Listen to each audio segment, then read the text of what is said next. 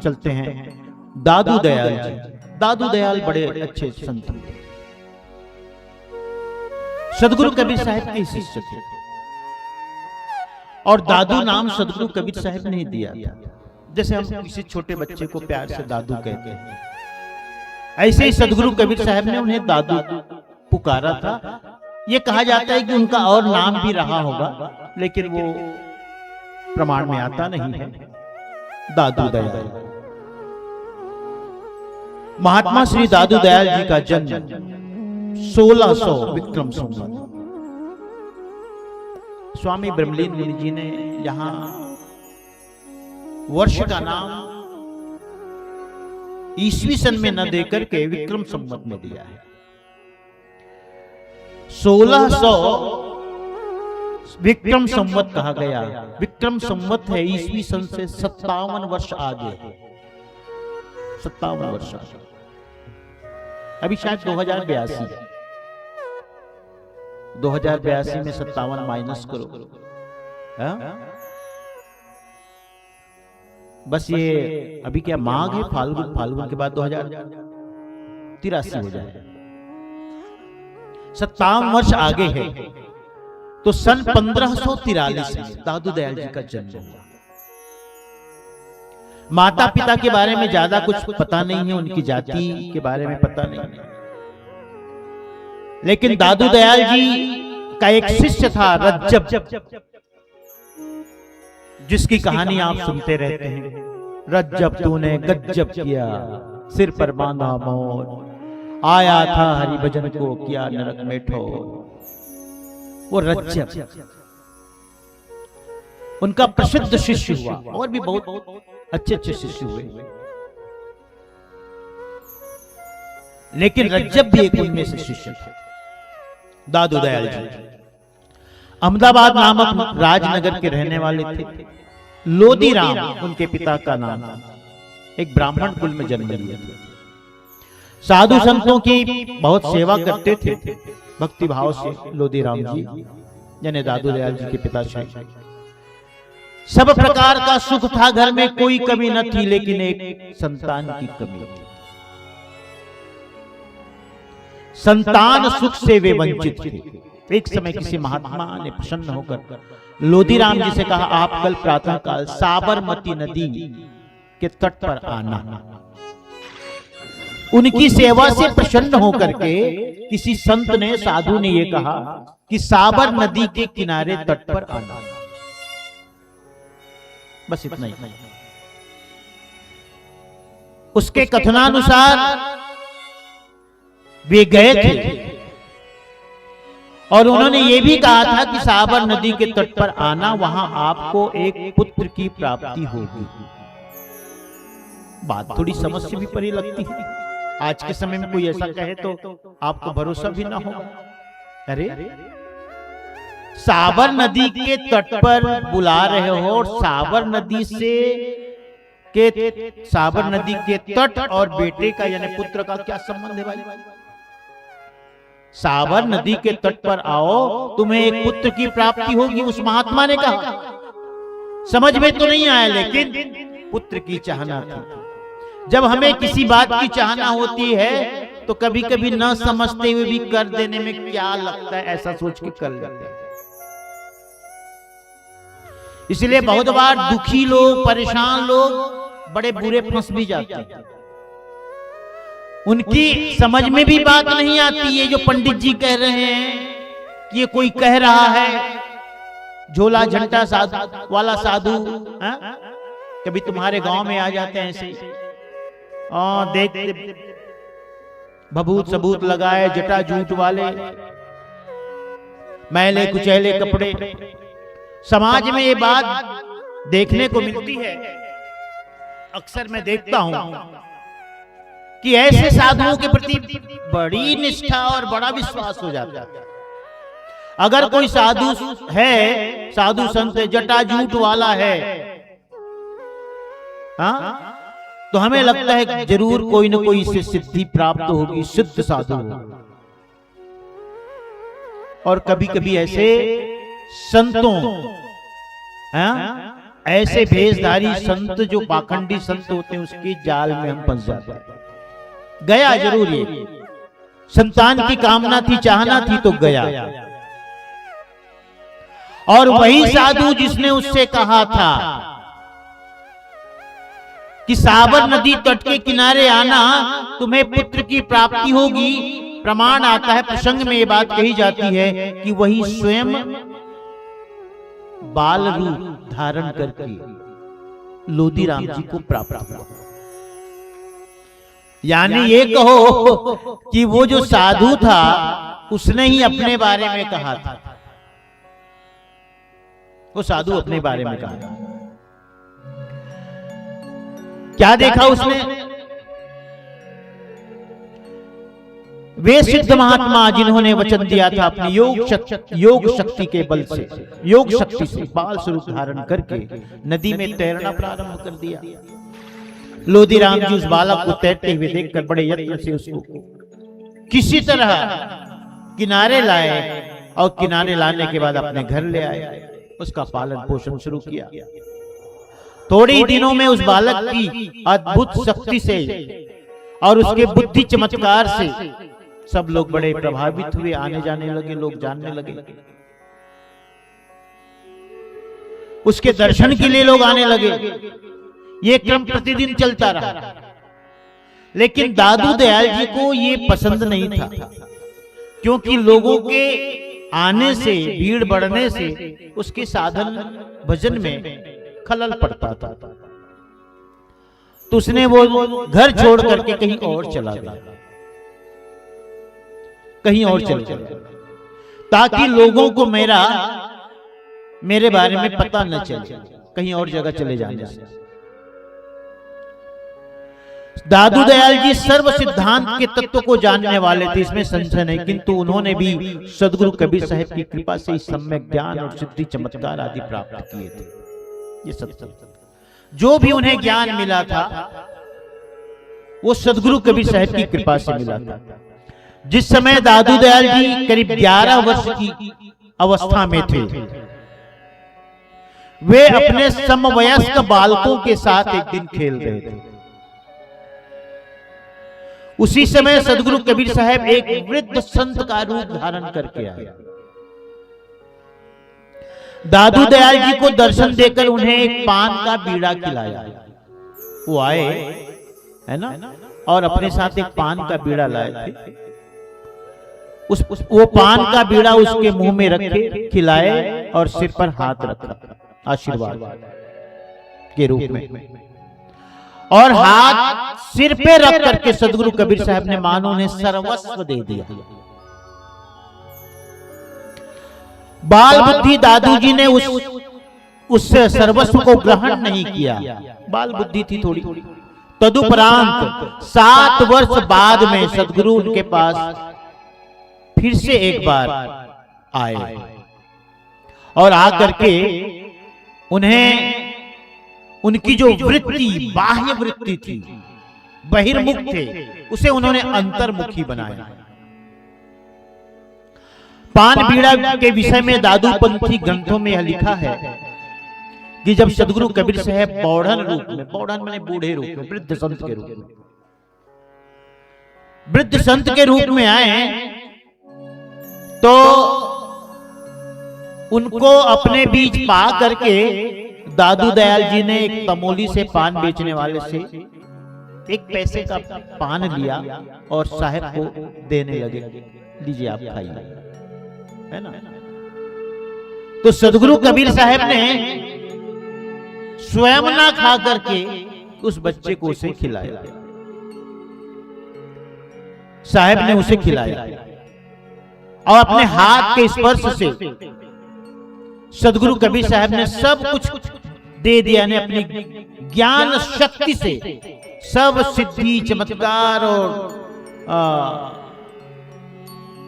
सिद्धियां उन्हें समर्पित की, दे दिया आशीर्वाद स्वरूप, ऐसा कहा जाता है। दादूपंथी गोपालदास जी महाराज के दादू जन्म साथी नामक ग्रंथ के द्वितीय विश्राम में कुछ इस प्रकार लिखा है। त्रिजे पहर निकट भई सांझा, खेलत रहे सो लरकन मांझा। बीते जब ही एकादश वर्षु, बूढ़ा रूप दिया हरिदर्शु। हरिदर्शु बूढ़े रूप में, लेकिन वो जो दर्शन दी वो सदगुरु कबीर साहिब थे। दादू पूछे देव तुम कौन सो जात कहाओ, बूढ़ा जात न पाती है प्रीत से कोई पाओ। बूढ़ा ने क्या कहा, यानी सदगुरु कबीर साहब ने क्या कहा, जाति पाति की बात नहीं है, कोई मुझसे प्रेम से पाना चाहे तो मैं मिल जाता हूं, उसे वह पा लेता है। रहे और 7 वर्ष घर माही, फिर दिए दर्श सदगुरु आही। कर उपदेश भय अंतर ध्याना, तथा स्वामी प्रगटे जो भाना। उपजा अनुभव ज्ञान अपारा, आए कबीर तुरत तहिवारा। मिले कबीर समाधि जगाई, ब्रह्मानंद प्रकाश उगाई। ये प्रमाण है कि सदगुरु कबीर साहब ने उनके अंदर ब्रह्म का ज्ञान दिया था, और उस ब्रह्मानंद से, ब्रह्म ज्ञान से जो ब्रह्मानंद की प्राप्ति हुई थी वो सदगुरु की कृपा से हुई थी, क्योंकि उन्होंने ही वो आनंद का अनुभव कराया था। प्यारे हंसनों, यही इतना ही उनके बारे में मालूम है, लेकिन उनके जो पद हैं, जिनकी साखियां हैं, शब्द हैं, इस बात की गवाह है कि सदगुरु कबीर साहब दादू दयाल जी के शिष्य थे। जे जे शरण कबीर के तरि गए अनंत अपार, दादू गुण के ता कहो कहत न आवे पार। कबीर करता आप हैं दूजा नाही कोय, दादू आए जगत गुरु भक्ति दृढ़ावन सोए। ठेका पूरण होय जब सब कोई तजे शरीर, दादू काल भजे नहीं जपे जो नाम कबीर। देखो कितनी दादू दयाल जी ने साहब के लिए कही। ये वाणी मैं आपके समक्ष इसीलिए सुना रहा हूं कि हमारे पंथ में भी बहुत से ऐसे लोग हैं जो सदगुरु को सदगुरु नहीं मानते। उन्हें साहब के प्राकट्य पर भरोसा नहीं है, संदेह है। उनकी ऐसी बहुत सारी जो ऐसी घटनाएं हैं, प्रसंग है, उन पर संदेह है। उन्हें जानने की जरूरत है कि दूसरे संतों ने सदगुरु को किस रूप में माना। क्या कहते, कबीर करता आप हैं दूजा नाही कोई। दादू आए जगत गुरु भक्ति दृढ़ावन दो सोए। ठेका पूर्ण होए जब सब कोई तजे शरीर, यानी प्रारब्ध के पूरा होने पर। दादू काल भजे नहीं जपे जो नाम कबीर। कहते हैं, दादू जी कहते हैं कि जो साहब कबीर का नाम का जपन करता है उसका काल भी बाल बांका नहीं कर सकता, काल भजे नहीं। आयु घटे आदम की तब यम घेरे आए, कबीर को सुमिरन करे दादू लिया छुड़ाए। दादू अंग संसार सब भक्ति ताप दान तपहीन, कबीर साहब सहज ही ताही अभय पद दीन। दादू अर्गत सदा छिन छिन सुमिरन ध्यान, और वारु नाम कबीर पर पल पल मेरो प्राण। अंत में क्या कहते हैं, दादू शिष्य कबीर गुरु सिर पर सदा सहाय। छिन छिन शीस नवावहूं पल पल सुमिरन लाए। ये दादू दयाल जी के वचन है सदगुरु के लिए कि मेरे सदगुरु हैं कबीर साहब।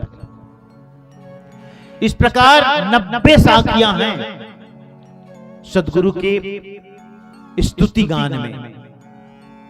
यहां तो केवल 7 साखियां उद्धृत की गई है,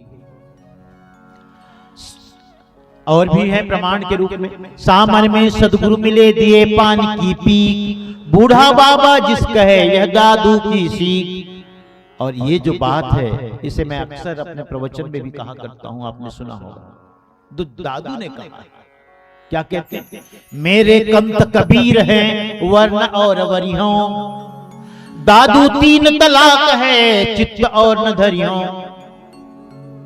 क्या कहते हैं दादू दयाल जी कि मेरे कंत कबीर हैं, मेरे इष्ट मेरे साहिब, मेरे सदगुरु, मेरे सब कुछ, मेरे स्वामी कंतमणि स्वामी। जैसे एक पत्नी के लिए, एक पतिव्रता नारी के लिए उसका पति स्वामी होता है,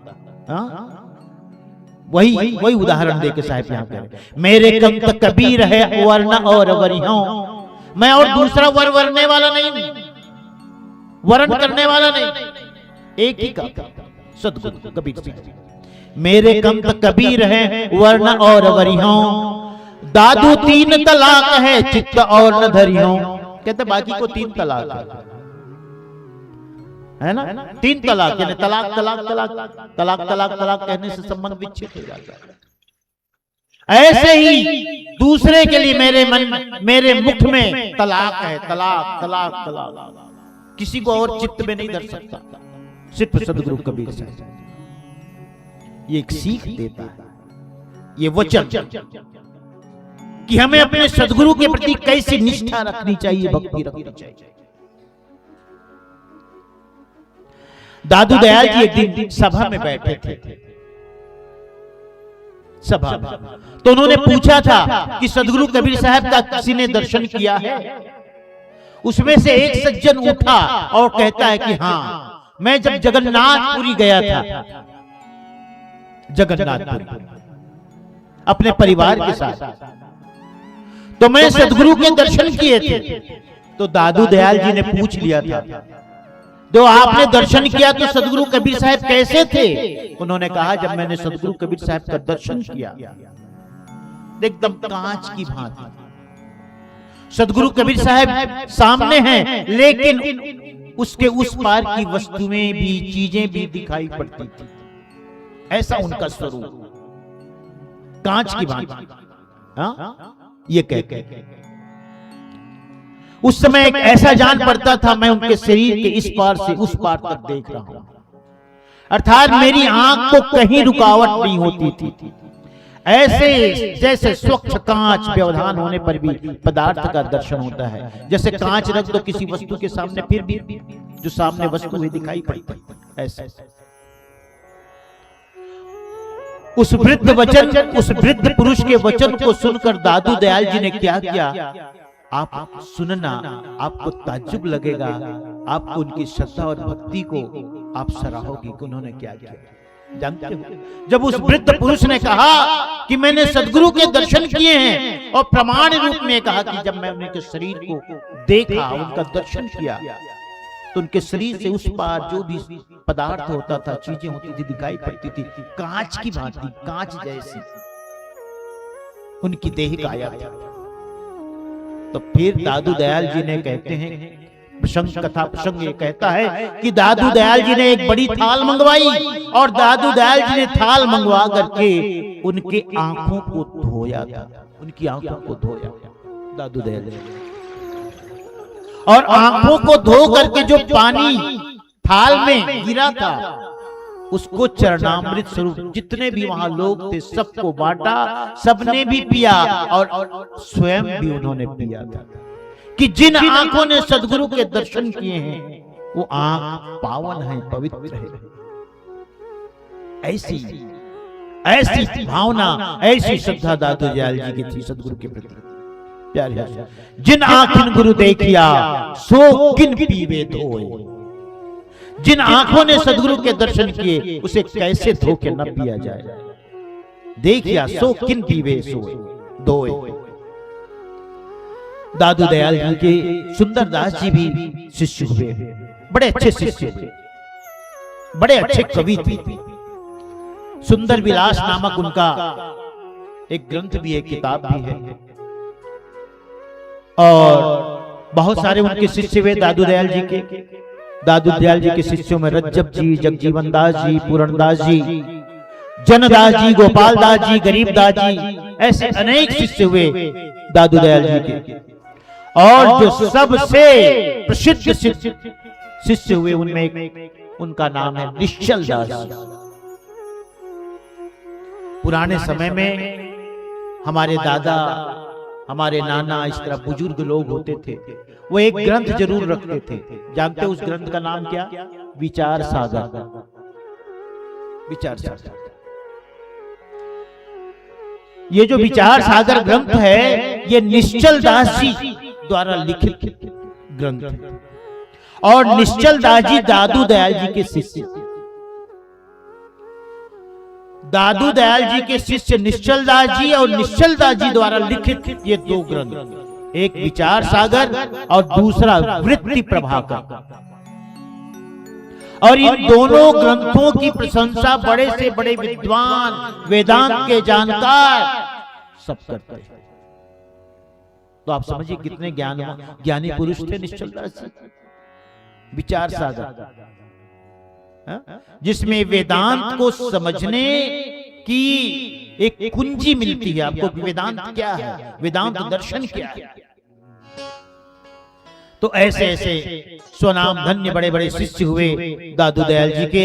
लेकिन और उनका स्थान जो है नराना में है। उनकी गादी जयपुर और अजमेर के बीच में नराना नामक एक जगह है, जहां उनकी गादी है। दादू दयाल जी वहीं रहते थे और वर्तमान में उनकी गादी में गादीपति जो है वो वहीं नराना में रहते हैं। जैसे हम लोग अपनी गद्दी को आचार्य गद्दी कहते हैं, वैसे उनकी आचार्य गद्दी नराना है।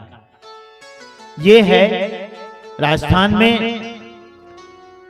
प्यारे जनों, और एक दो बातें और भी सुनो कि दादू दयाल जी के जो संप्रदाय के संत हैं, भक्त हैं, जब एक दूसरे से मिलते हैं तो जैसे हम लोग साहेब बंदगी बोलते हैं, वैसे वो लोग सत्य राम बोलते हैं। हमारे यहाँ सत्य नाम प्रचलित है, तो उनके यहाँ सत्य राम प्रचलित है। जैसे हम लोग 3 बार साहेब बंदगी साहेब बंदगी साहेब बंदगी करते हैं, तो वे जब आपस में मिलते हैं तो एक दूसरे को सत्य राम सत्य राम सत्य राम कहते हैं।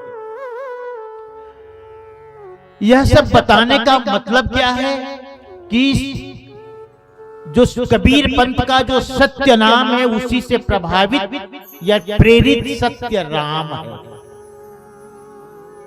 है ना। उनके यहाँ एक टोपी चलती चतुष्कोणी, नीचे तो ऐसा गोल होता है लेकिन 4 उठा होता है, ऐसे 4 कोनों से, है ना। और हमारे यहाँ जो ताज होता है वो एक कोणी होता है, वो चतुष्कोणी होता है, वर्तुलाकार।